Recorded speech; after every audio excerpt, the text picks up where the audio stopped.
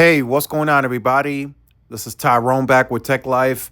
Great article here from Business Wire. I'll leave a link to it in the description so you guys could check it out. So recently, Ookla released their reporting, and shortly after, T-Mobile released their article claiming to be the network champion. What I wanted to talk about today is T-Mobile in a bit of trouble, right? Are they experiencing some pressure on their bottom line, on their growth, right? Their company, T-Mobile, they're all based on growth. That's what they signal to the market. So analysts, shareholders, board members, that's what they're looking for.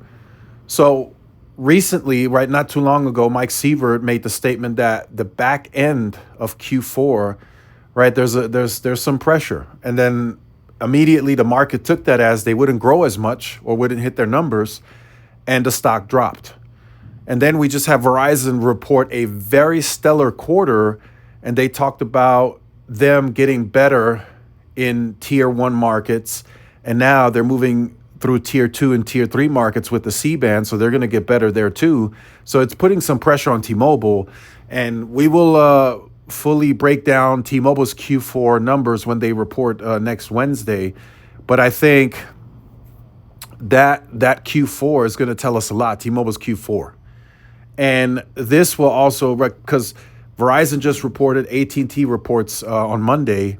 So we will see how T-Mobile will make change and how swiftly they make change.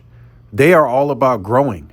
So if Verizon is starting to cut into that, if they're starting to really gain some traction and momentum in the tier 1 markets where T-Mobile is generally has been successful, T-Mobile will have to answer. They will have to fight back. So one thing I already noticed, the any phone, any condition deal made it into Q1. So they continued that.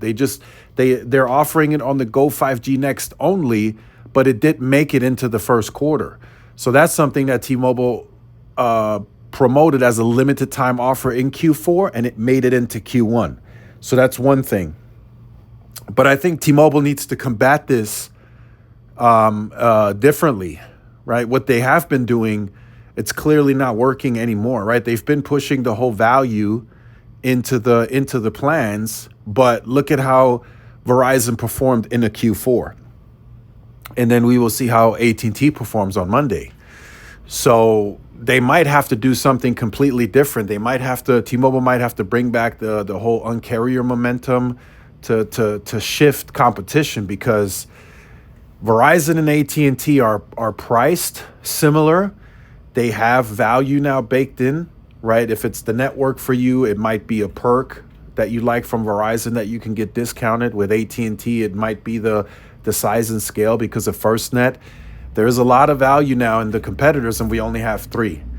And everyone is doing free phones, so that's not something that differentiates you anymore. So I think T-Mobile is going to make some shakeups here in the first few months of the year. I think they're going to make some changes. I don't know.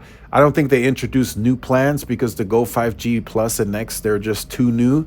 But they could potentially add new perks and try something completely different, because the competition is closing the gap. And if they cut into that growth, that's going to be the problem for T-Mobile. Anything else like churn-wise, giving up some customers here and there, T-Mobile is fine with. But now that Verizon is potentially starting to grow, that's a problem for T-Mobile. So let me know your thoughts in the comments. Like, share, subscribe, and I'll see you in the next one. Peace.